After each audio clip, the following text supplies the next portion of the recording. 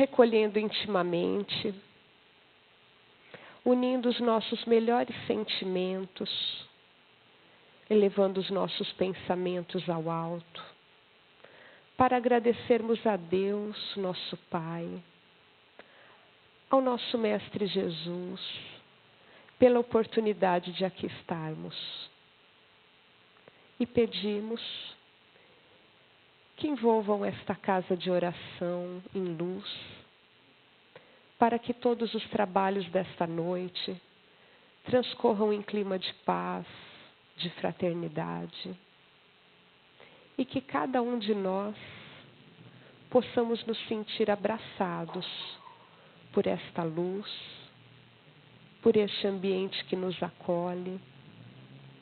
E pedimos também, Senhor, direcione as suas bênçãos àqueles irmãos que por algum motivo hoje aqui não puderam estar.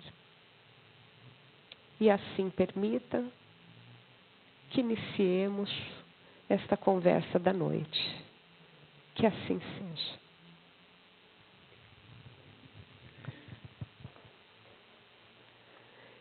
Então, para a gente iniciar esse assunto, viver em família, eu gostaria só de comentar que a fonte que eu utilizei para pesquisa, ela está citada nos slides, né, à medida que eu vou apresentando, cita os livros. Agora, a espinha dorsal desse trabalho está baseada em trabalhos de Arthur Valladares, que pesquisando eu gostei muito, então me baseei muito nele, tá bem?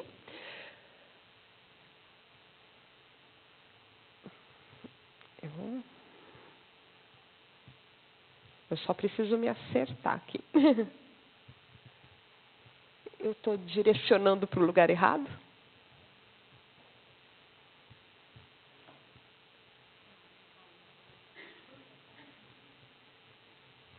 Tá.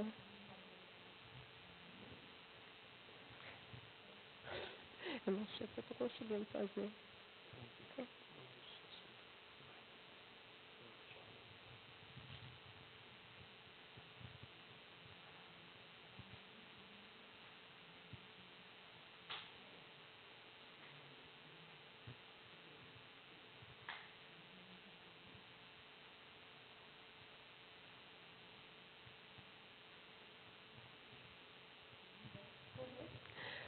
Então, para a gente iniciar, vamos nos lembrar que a casa espírita, ela é uma grande família, né? Assim como nós temos nas nossas famílias individuais, aquelas pessoas com quem temos mais afinidade, outras nem tanto. Assim como existem conflitos, problemas de comunicação, isso e aquilo, na casa espírita também isso ocorre, né? Mas nós precisamos ir sanando as nossas dificuldades, ir compreendendo, respeitando o outro, para que a gente nunca venha a perder o objetivo central que nos traz aqui, essa ideia. E que bom estarmos juntos compartilhando esse pão da vida que é o Evangelho, né? De forma que a gente possa refletir sobre assuntos da atualidade, da nossa vida, no dia a dia mesmo, à luz da doutrina espírita. E vamos nos lembrar que a gente precisa não simplesmente viver, né? Mas a gente precisa viver em abundância. Como disse Jesus, eu vim para que tenham vida e a tenham com abundância. Ou seja, a proposta de Jesus não é apenas uma proposta de existência. E nem apenas uma proposta de vida, né? Mas é uma vida plena, uma vida em abundância. E, no entanto, quantas vezes a gente se pega apenas levando, né? Arrastando, sobrevivendo. Isso, então, é muito pouco em relação à proposta que nós temos no Evangelho. E para que a gente seja aprendizes de Jesus nisso tudo, precisamos ser humildes, né? Então, a humildade é um dos pontos que a gente precisa desenvolver. A coragem é outro ponto, no sentido da gente enxergar quando os nossos pensamentos, as nossas atitudes estão se desviando do roteiro do Evangelho, né? Para a gente perceber quando está destoando dos ensinamentos de Jesus. E aí termos a força de vontade necessária para a gente poder acertar o caminho. No Livro dos Espíritos, questão 774, consta: o homem tem destinação diferente dos animais. Para o homem, há outra coisa além das necessidades físicas, a necessidade do progresso. E se a gente for observar, né, no mundo animal, os filhotes são auxiliados pelos seus pais. Desde que nasceram, eles utilizam o seu instinto, né, de preservação da espécie e tudo mais. E assim eles vão se desenvolvendo, até que, num certo ponto, eles não necessitam exatamente disso. Agora, com o ser humano é diferente. Como diz ali, nós não temos que cuidar apenas das nossas necessidades instintivas. Nós precisamos progredir. E progredir moral, espiritualmente, né? O que é a proposta de Cristo. Continuando naquela resposta, os laços sociais são necessários ao progresso e os de família estreitam os sociais. Eis porque fazem parte da lei natural. Deus quis que os homens aprendessem assim a se amar como irmãos. E se a gente observar, falando agora da parte, né, de laços sociais e tudo mais, vamos imaginar uma casa. Ela não pode ser construída a partir do telhado, né? Ela precisa ter início em sua base, uma base sólida, né, um bom alicerce. E a vida social, né? A sociedade, ela precisa também, então, de uma base sólida. E a base para a vida social nada mais é que o lar, né? Então, as famílias são a base da vida, do laço que envolve a sociedade.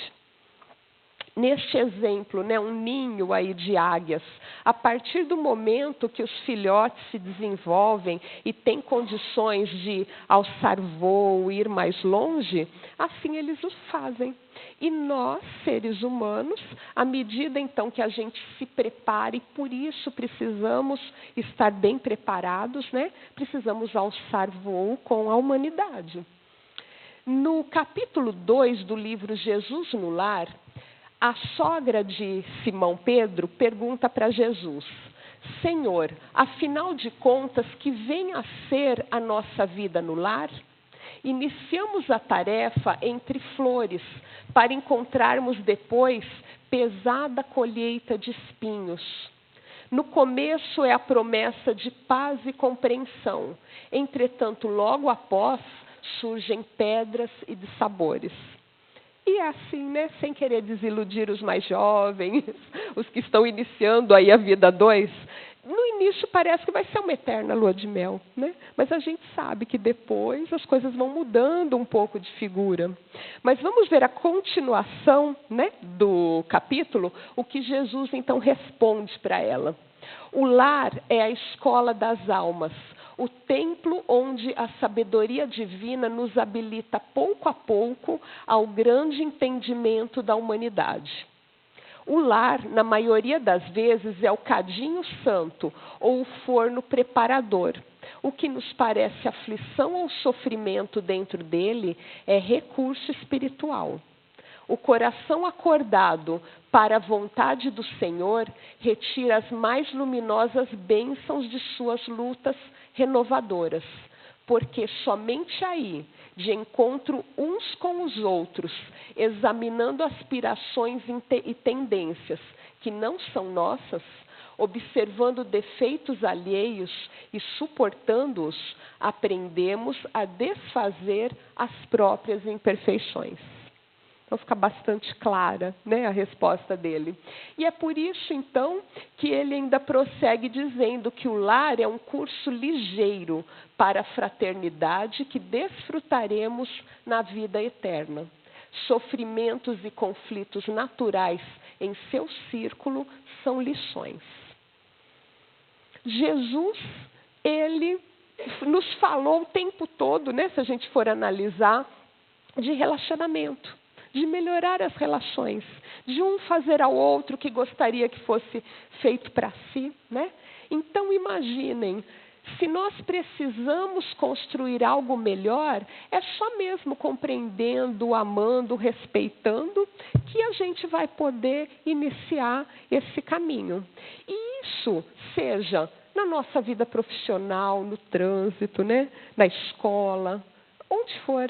Agora imaginem, se é importante melhorar relacionamento em todos os locais, imaginem no lar então, já que a família é um instituto fundamental para a sociedade, já que é a base de tudo, o que a gente precisa aprimorar a nossa convivência.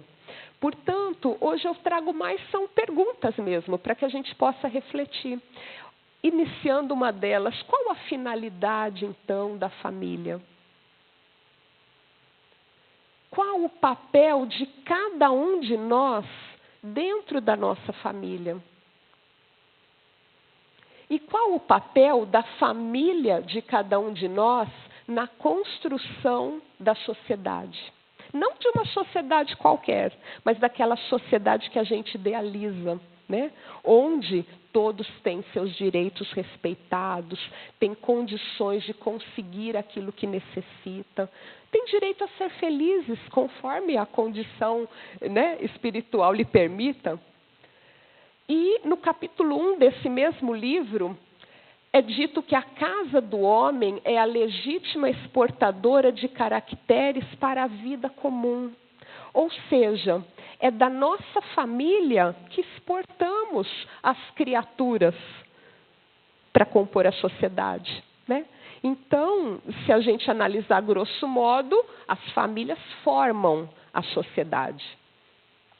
Como as famílias têm contribuído, então, para a construção dessa sociedade? Que tipo de seres, de corações que ela está lançando na sociedade? Será que são aqueles que estão lúcidos, conscientes, que serão agentes transformadores?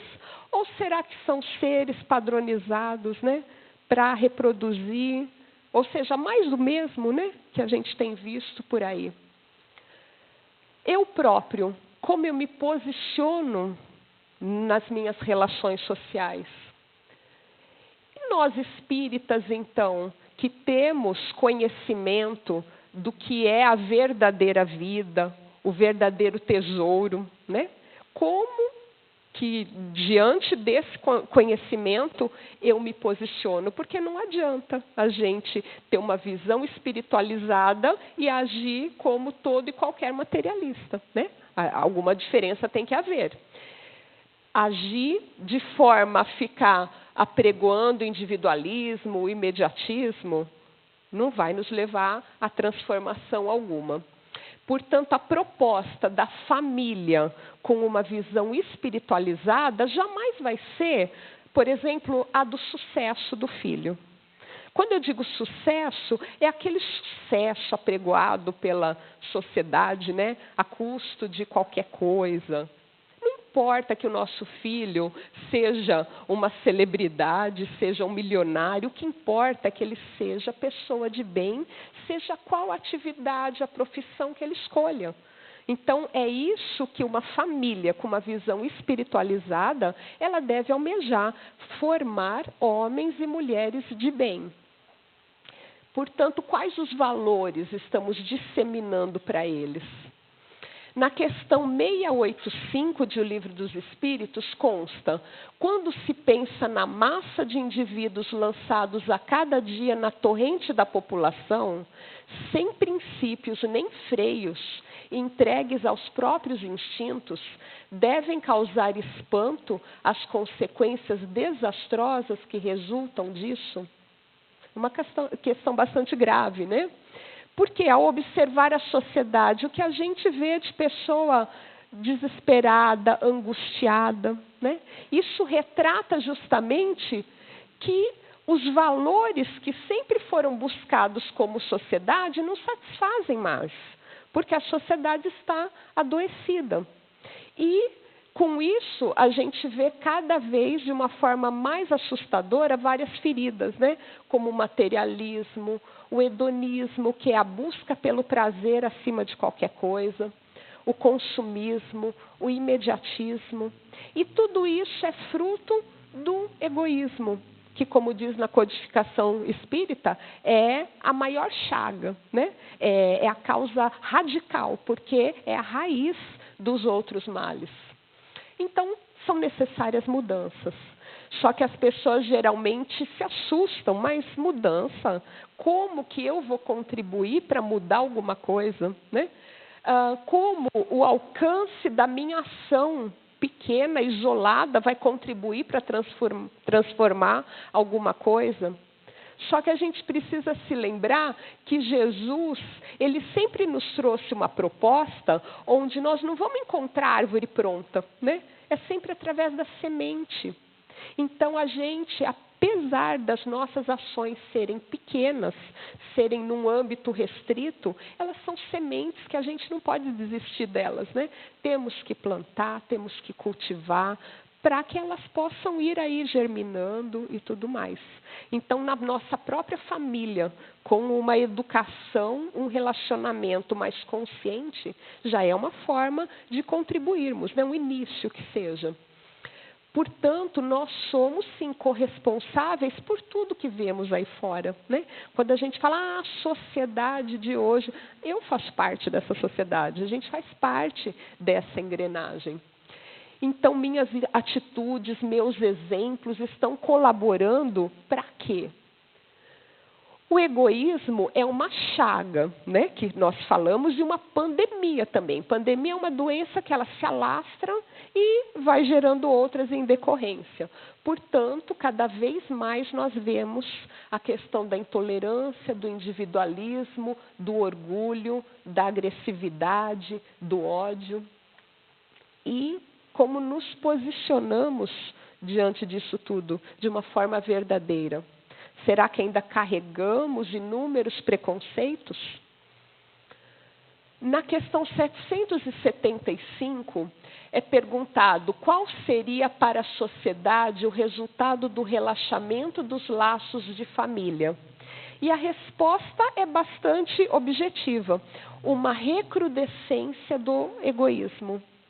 Recrudescência seria o agravo do egoísmo, ele retornar ainda com maior força, né?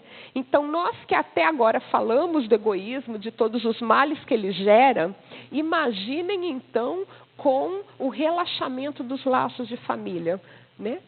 Como isso se agrava. E por quê? Porque é na família que a gente aprende a dividir, né? Que a gente aprende a pensar no outro, a renunciar a certas coisas em prol do outro. Portanto, a família, ela nos traz subsídios para que a gente possa se melhorar enquanto ser, né? Que está aí num processo de evolução.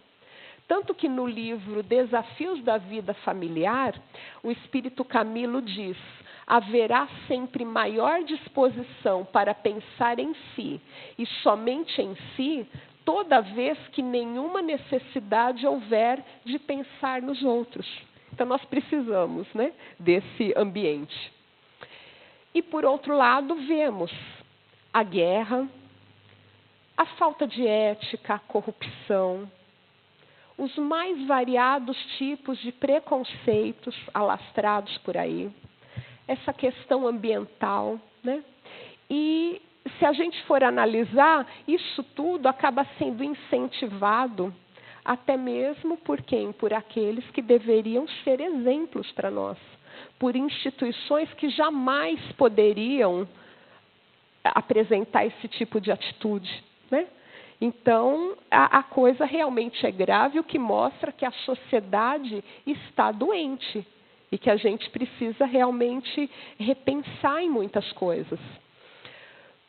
Comparando a sociedade com um organismo físico, do mesmo jeito que nós somos compostos, né, por tecidos, por órgãos, por células.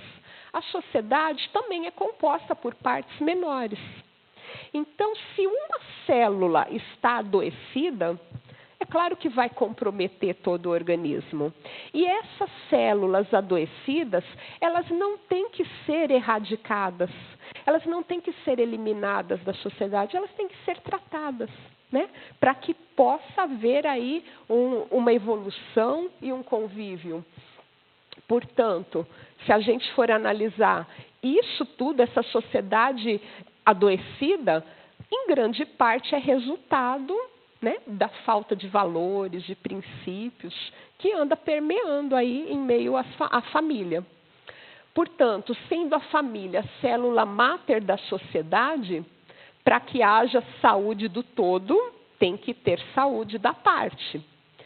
E a gente não pode, então, deixar de pensar no lar, porque é dele que deve partir a mudança, então, da qual a sociedade precisa, né? Para que possa se estabelecer aí um mundo melhor, um mundo que a gente almeja. E nós, como já falamos antes, não podemos nos isentar desse processo, porque nós fazemos parte dessas células. Quando eu me refiro à família, quero também deixar claro que eu não estou falando de um modelo, de um padrão de família. Não, é aquele núcleo, né? Sejam quais forem as pessoas, seja a quantidade que for, seja com laços consanguíneos ou não. Então, a gente está falando isso sem pensar num padrão familiar, né? De uma forma geral. Por quê? É necessário que haja esse entendimento e uma boa convivência para haver uma sociedade harmoniosa. Se nós pensarmos o lar, ele oportuniza os momentos onde a gente é mais verdadeiro, né? Porque na nossa casa, geralmente, nós não utilizamos máscaras. Nós somos mais quem somos de fato. Por isso, até, o lar gera mais intimidade, né? E certos conflitos, até por conta disso, não existe tanta polidez quanto lá fora. Porque é no lar que a gente mostra quem realmente nós somos. E viver em família, então, nada mais é que um curso intensivo de convivência.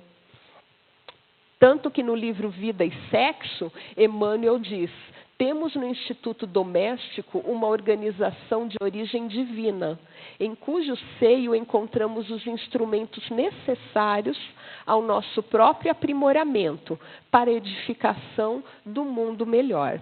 Eu tenho até trazido frases que parecem ser repetidas, mas é para a gente ver vários autores, né, trazendo aí ensinamentos que são convergentes, né? No capítulo 1, ainda do livrinho Jesus no Lar, é dito que a paz do mundo começa sob as telhas a que nos acolhemos. Se não aprendemos a viver em paz entre quatro paredes, como aguardar a harmonia das nações? Portanto, a melhoria da humanidade passa necessariamente pela melhoria da família. E continuando, se nos não habituamos a amar o irmão mais próximo, associado à nossa luta de cada dia, como respeitar o eterno Pai, que nos parece distante? E podemos também utilizar um outro exemplo baseado nisso. Se a gente não consegue amar, compreender, respeitar aquele que vive ali debaixo do mesmo teto, que a gente conhece a história de vida, as limitações dele, como a gente vai se aproximar e ter empatia por aquele que a gente cruza na rua e que ele às vezes está mal cheiroso, né? Não tem condições de tomar um banho, está doente. Então, esse exercício, ele começa em casa, mas não podemos esquecer de transferi-lo, né, para fora das portas da nossa casa. Assim como existem ferramentas, né, que vão fazer medidas, monitoramentos, então a gente está fazendo uma analogia. A convivência familiar, né, a convivência no lar, seria a ferramenta que vai medir as nossas virtudes. Então, essa nossa convivência dentro de casa, O que ela nos diz das nossas virtudes? Podemos então nos perguntar, por exemplo, como está a nossa paciência? Não adianta perguntarem da minha paciência, de como eu sou para o seu Gui, para o Xena, para algum frequentador da casa, né? Eles me conhecem aqui. Querem saber melhor de mim? Perguntem para o meu marido, para o meu filho, para os meus pais, que, como eu falei antes, né, é em casa que a gente mostra quem a gente realmente é. Então, nos lembremos de analisar lá na nossa casa, no nosso convívio, como estamos de virtudes. O lar é um ensaio para os nossos relacionamentos, né? Tanto que no livro da Esperança, Emmanuel diz que as lutas semelham materiais didáticos na escola ou andaimes na construção. Amealhada a cultura ou levantado o edifício, desaparecem uns e outros. Fica claro de entender, né? Do jeito que a gente precisa de um mapa, de um GPS para ir num local que a gente não conhece, e depois a gente aprendendo o caminho não precisa mais. Então é isso. Quando a gente se harmonizar, nós não precisaremos mais desses conflitos, dessas lições. Portanto, isso tudo visa o amor incondicional, que é a proposta do Evangelho. A gente entender que nós fazemos parte de uma fraternidade que é universal. Portanto, o amor, ele não pode ficar confinado numa relação padrão, porque nós vemos isso também. Muitas famílias têm grande afinidade entre seus membros, são um pelo outro, né? Aquela panelinha, né? Bonito de ver todo mundo se dar bem e tudo mais. Só que alguém estender a mão para fora se torna impossível, né? Então, precisamos realmente lembrar que o amor, ele tem que se ampliar em nível de humanidade. Agora, isso nos faz esbarrar em vários preconceitos, claro. É um grande desafio, porque não é fácil a gente olhar no olho, abraçar e se sentir bem diante daquele que tem ideias contrárias às nossas, né? Diante daquele que é do outro partido, que torce para o outro time, que é preconceituoso. Então, precisamos lidar com isso. E Deus, sabendo que a nossa caminhada é longa, Ele, então, nos permitiu exercitar isso tudo no lar, entre 2, 3, 4, 5 pessoas, que seja, né? Para depois, então, a gente conseguir ampliar isso para fora. Portanto, que legado estamos deixando? Será que estamos nos preocupando com o legado moral? Porque o legado moral é que mostra o papel renovador da família. Esse papel que comentei antes, onde a proposta não é simplesmente o sucesso, não é nada atrelado ao material apenas, mas é educar essas almas com esse novo referencial, né? Da moral cristã, vamos assim dizer. No Livro dos Espíritos, questão 582, pode a paternidade ser considerada uma missão? Kardec pergunta. E a resposta é que sim, sem dúvida, uma missão. E é, ao mesmo tempo, um dever muito grande que obriga mais que o homem pensa sua responsabilidade diante do futuro. Né? Válido tanto para maternidade também, quanto paternidade. E aqui eu vou fazer um corte nessa resposta, só para a gente pensar um pouquinho. Consta em Mateus que Jesus disse: deixem vir a mim as crianças e não as impeçam. Por que será que Jesus não se dirigiu diretamente às crianças? Talvez porque elas não soubessem como fazê-lo, né? Então, ele disse aos adultos, né? Deixai vir a mim e não as impeçam. O que nos deve fazer olhar para dentro de nós mesmos. Será que nós estamos sendo empecilhos para que essas crianças, jovens, adultos, quem for que se aproxime de nós, se aproxime de Jesus? Ou será que as nossas atitudes estão estimulando, né? Para que elas se direcionem para esse caminho. Muitos pais ficam tranquilos. Eu levo na evangelização o meu filho, mas será que é só levar? A evangelização, ela se dá em casa, na rua, no dia a dia, né? 1 horinha com a evangelizadora, com o evangelizador na casa espírita, é muito pouco. Então, como estão as nossas atitudes? A gente precisa de se olhar para dentro no sentido de questionar sobre a nossa reforma íntima. Será que nós estamos nos melhorando para sermos o bom pastor a conduzir essas ovelhas, né? Então, nos perguntemos isso. E continuando, Deus colocou a criança sob a tutela de seus pais para que esses a dirijam no caminho do bem e facilitou a tarefa dando à criança um organismo frágil e delicado que a torna acessível a todas as influências. Mas aos que se ocupam mais em endireitar as árvores de seu pomar e as fazer produzir bons frutos do que endireitar o caráter de seu filho. Se esse fracassa por erro deles, carregarão a pena e os sofrimentos do filho na vida futura, que recairão sobre eles, porque não fizeram o que deles dependia para seu adiantamento no caminho do bem. Agora, na questão seguinte, ele também pergunta: se uma criança se torna má, apesar dos cuidados de seus pais, eles são responsáveis? E a resposta é que não. Porém, quanto mais as disposições da criança são más, mais a tarefa é difícil e maior será o mérito se conseguirem desviá-la do caminho do mal. Ou seja, aqueles pais que zelaram pela boa conduta do filho, que orientaram bem e fizeram de tudo, mesmo que o filho se perca aí no caminho do erro, a culpa não recai sobre os pais, porque tudo vale pela intenção, né, pelo que foi feito, e tem também a questão do livre-arbítrio do outro. Agora, quanto mais difícil for esse filho, e mesmo assim os pais tenham conseguido conduzi-lo para o caminho do bem, maior, então, será o mérito.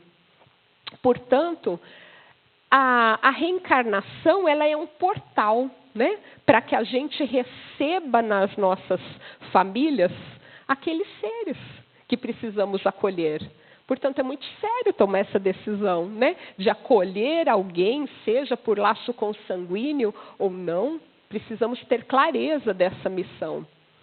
E Joana de Ângeles diz que a família é um grupo de espíritos normalmente necessitados, desajustados, em compromisso inadiável para a reparação, graças à contingência reencarnatória.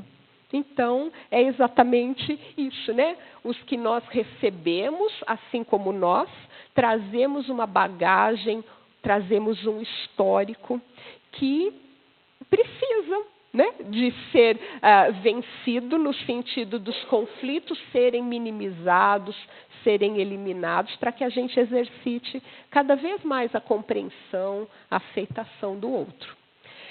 No livro Caminho, Verdade e Vida, Emmanuel diz: a providência corrige amando, não encaminha os réus a prisões infectas e úmidas. Determina somente que os comparsas de dramas nefastos troquem a vestimenta carnal e voltem ao palco da atividade humana, de modo a se redimirem uns à frente dos outros. Eu achei belíssima essa frase, né? Olha a bondade divina. Então, mesmo aqueles adversários ferrenhos no passado, eles não são colocados num ambiente hostil necessariamente, né? Eles estão ali, um nascendo com aquela carinha de anjo, né, de bebê, o pai e a mãe babando de ternura, e eram inimigos muitas vezes, né? Então, Deus nos proporciona isso por bondade mesmo. E não só os pais têm obrigação com os filhos, mas os filhos com os pais também, né? Então, que a gente seja realmente gratos aos nossos pais pela vida, simplesmente, isso já é tudo, se a gente for ver. precisamos tirar de dentro de nós rancores, mágoas, julgamentos. Por quê? É claro que eles se equivocaram em muitas situações. Assim como a gente se equivoca com os nossos filhos. A gente está querendo sempre acertar, assim como eles. Mas às vezes erramos a mão, né? Então, que a gente deixe isso de lado para que a gratidão, o amor possa realmente fluir nessa convivência com nossos pais. A convivência entre as gerações também é fundamental.